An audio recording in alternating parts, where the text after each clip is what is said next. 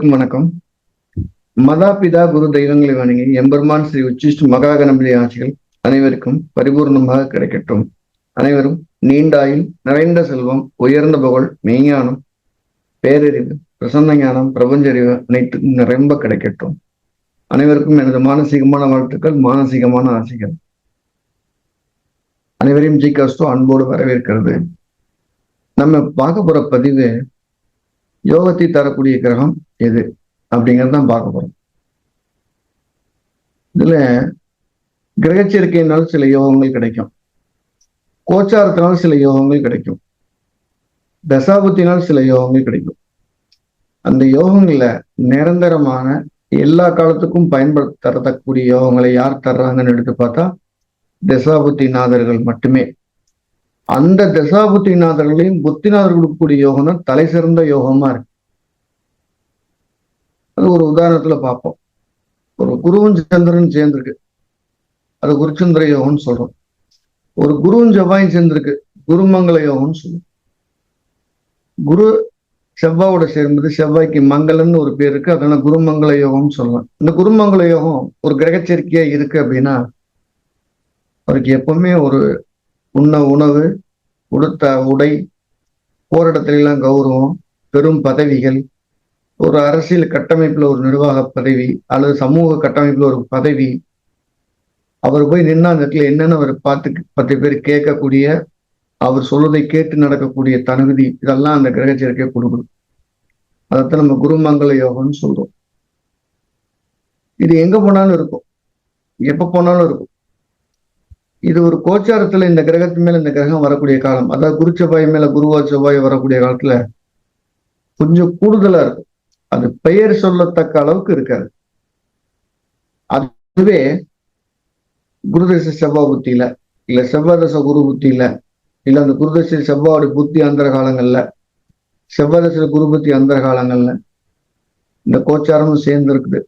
குரு மேல செவ்வாய், செவ்வாய் மேல குரு போகுதுன்னா அப்ப கிடைக்கக்கூடிய குருமங்கள யோகம் அந்த பதவிய, அவருடைய அதிகாரத்தை, அவருடைய கௌரவத்தை அடுத்த தலைமுறை கொண்டாடக்கூடிய அளவுக்கு இருக்கும். அப்ப யோகத்தை தரக்கூடிய அமைப்பு இருந்துச்சுன்னா அந்த அமைப்பு இருக்கு, எப்ப கிடைக்கும்னு தெரியாது. இப்ப யோகத்தை தரக்கூடிய அமைப்பு இருந்து அது கோச்சாரத்துல அந்த அமைப்பு வேலை செய்யற சமயத்துல அது சிறிய அளவு இருக்கும், அது கொஞ்சம் தற்காலிகமா இருக்கும், அது சின்ன வட்டத்துல அவங்களுடைய புகழ் இருக்கும். யோகத்தை தரக்கூடிய கிரக அமைப்பு இருந்து தசாபுத்தி காலங்கள்ல அந்த அமைப்பு மேக்சிமம் என்ன இருக்கோ அந்த அளவுக்கு புகழ் பெறும். அதை அவரும் சேர்ந்து கொண்டாடணும், ஊரும் சேர்ந்து கொண்டாடணும்னா யோகத்தை தரக்கூடிய கிரகம் எதுவாக இருந்தாலும் அது லக்கணத்துல இருக்கணும், இல்ல லக்கணத்தை பார்க்கணும், இல்ல லக்னாதிபதியோட சேரணும், இல்ல லக்னாதிபதியை பார்க்கணும்.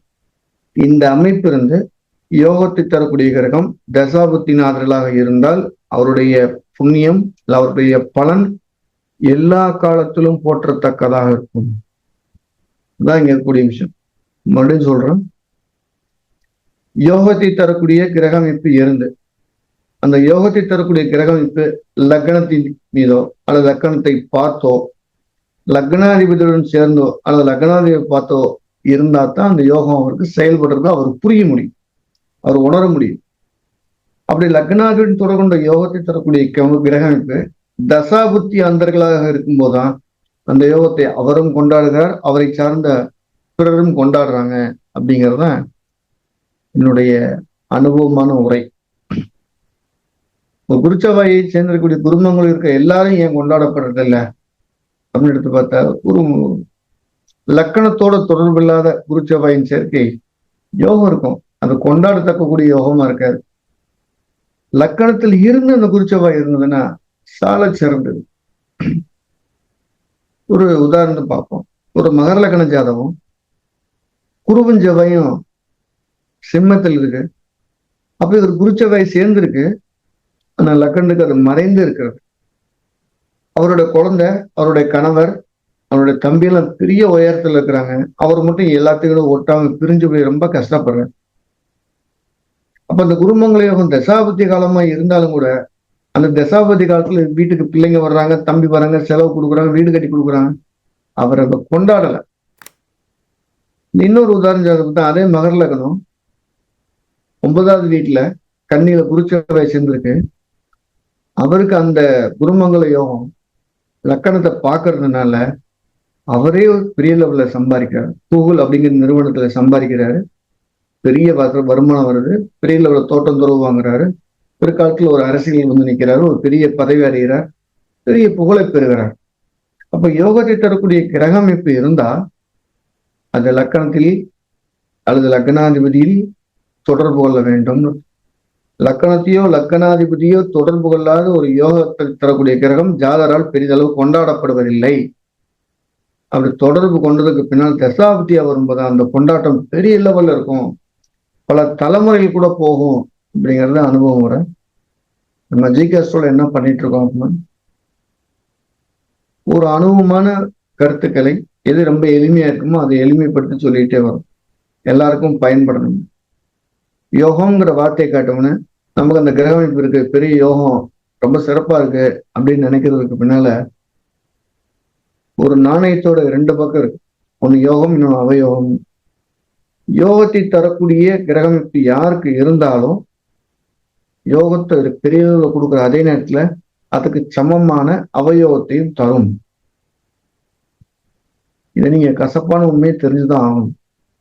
பெரிய பதவியில இருக்காரு அப்படின்னா அவருக்கு ஜீரண சக்தி குறைவா இருக்கலாம், லங்ஸ்ல புண்ணு இருக்கலாம், அப்படி ஒரு நோயை கொடுக்கணும். அப்ப ஒரு யோகங்கிறது கேந்திரங்கள் அமையும் போது அந்த கேந்திரியங்கள் பொருளாதாரம், பதவி இதெல்லாம் ரொம்ப பெரிய லெவல்ல கொடுக்கும். திரிகோணங்கிறது அனுபவிக்கிறாரு, அதை அப்படியே பிள்ளைகளுக்கும் கொடுக்குறாரு. அதே நேரத்துல ஒரு சின்ன வலியும் கூட கொடுக்குறாரு அப்படிங்கிறத இங்க மறந்துடக்கூடாது. வெறும் உண்மையை மட்டுமே ஒரு நாணயத்தோட 2 பக்கம் இருக்கிறது அப்படின்னு தெரியணுங்கிறதுக்காக யோகம் அதுக்கு சமமான ஒரு அவயோகத்தையும் கூட செய்யும் அப்படிங்கிறத மறந்துடக்கூடாது. ஒரு புகழ்ச்சியான யோகத்தை சில கிரகங்கள் கொடுக்கும். எப்படி அது அப்படின்னு பார்த்தா, நான் சொன்ன குரு செவ்வாய் சேர்ந்திருக்கு, குருமங்கள யோகம். அதுக்கு இடம் கொடுத்த கிரகம் நீசமா இருக்கு அப்படின்னா அது ஒரு போலியான யோகம். அது போய் லக்கணத்தில் தான் அவர் வேஷம் தான் போட முடியும், அவர் ஒரிஜினல் ஆக மாட்டார். அப்ப யோகத்தை தரக்கூடிய கிரக அமைப்பு எந்த வீட்டுல இருக்கோ அந்த வீட்டறிவு தான் அந்த யோகத்தை தட்டுல ஏந்தி அவங்க கொடுக்க போகுது. அவரும் பலம் பெறும் போது அது கூடுதல் சிறப்பாக இருக்குங்கிறதுல பெரிய உண்மை இருக்கு. அதையும் அனுபவிச்சு பார்த்துக்கலாம்.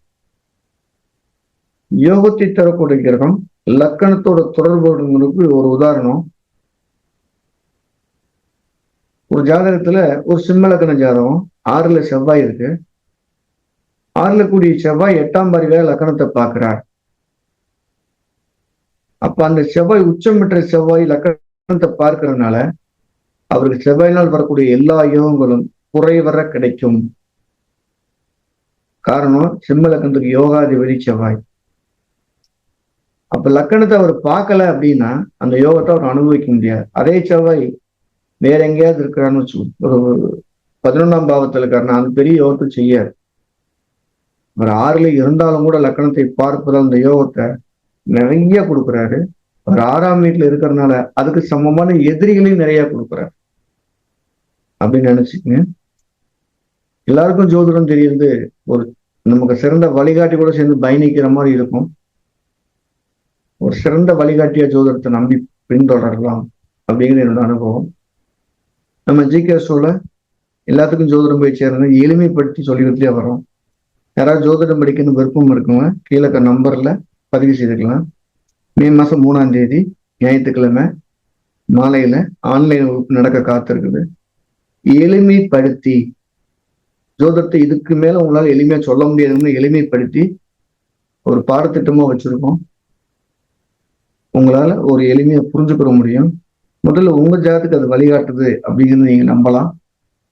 ஒரு மிக குறுகிய நாள்களிலே அது உங்களோட பயணிக்கிறத உணர முடியும். அப்படிப்பட்ட பாடத்திட்டம் படிக்கணும் விருப்பம் இருக்கும், கீழே நம்பர் தொடர்பு கொண்டு பதிவு செய்துக்கலாம். மீண்டும் நம்ம அடுத்த பதிவில் சந்திப்போம். எல்லாருக்கும் எல்லா நலமும் கிடைக்கணும்னு நான் பிரார்த்தனை பண்றேன். எம்பெருமான் ஸ்ரீ உச்சிஷ்ட மகா கணபதி அனைவருக்கும் நீண்ட ஆயுளையும் நிறைந்த செல்வத்தையும் உயர்ந்த புகழையும் மெய்ஞானத்தையும் பேரறிவியும் பிரச்சனை ஞானத்தையும் பெருமையோடு வழங்கட்டும். அனைவருக்கும் எனது மானசீகமான வாழ்த்துக்கள். மானசீகமான